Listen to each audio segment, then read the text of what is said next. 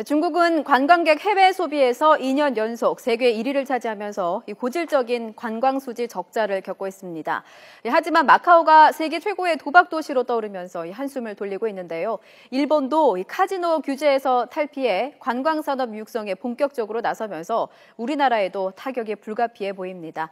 베이징 연결합니다. 서봉국 특파원. 네, 베이징입니다. 네, 아시아 각국이 관광업 육성에 총력을 기울이고 있는데 중국이 마카오에 집중 투자하는 것도 이 같은 맥락에서죠. 네, 중국은 지난해 약 132조 원으로 2년 연속 미국을 제치고 해외 관광 지출 부문 세계 1위를 기록했습니다. 경제 수준 향상과 함께 수많은 중국인들이 해외 여행에 나서고 그만큼 돈을 많이 쓰기 때문인데요. 중국 본토의 수많은 명승지를 제치고 마카오가 중국의 관광 수지 적자를 줄이는 데 큰 기여를 하고 있습니다. 90년대 말 중국 반환 이후 본격적으로 카지노 개발이 이루어지기 시작한 마카오는 지난해 매출만 48조 원으로 한때 세계 최고 도박 도시였던 라스베이거스의 7배를 넘겼습니다.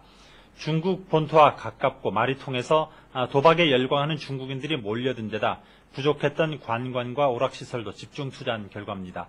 상대적으로 금융 시스템이 취약하고 반부패 정책을 표방한 중국 정부가 마카오로 유입되는 불법 자금에 대해서 칼을 빼는 악재가 생기긴 했지만 중국 정부는 마카오와 10분 거리인 헝친다오 섬에 40조 원을 투자하는 대형 리조트를 새로 만들어서 더 많은 카지노 고객을 유치한다는 계획입니다. 네, 일본도 우리나라처럼 그동안 카지노를 규제해왔는데 이번에 관광산업 육성 차원에서 빗장을 풀었다고요?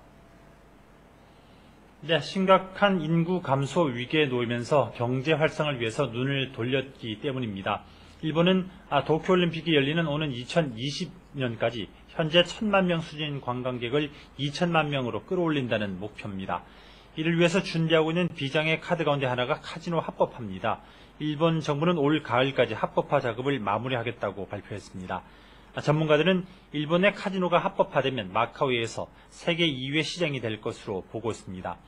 경마나 파친코 등에 빠진 일본 내 도박 중독 인구가 수백만 명에 달하는 것이 문제이긴 하지만 아베 정권이 칼을 빼든 만큼 카지노 합법화는 시간 문제로 보입니다. 중국인 관광객을 선점하기 위한 중국군의 경쟁이 본격화한 가운데 올봄 명종도의 외국계 자본 카지노를 허가한 우리 정부의 대응도 관심입니다. 지금까지 베이징에서 전해드렸습니다.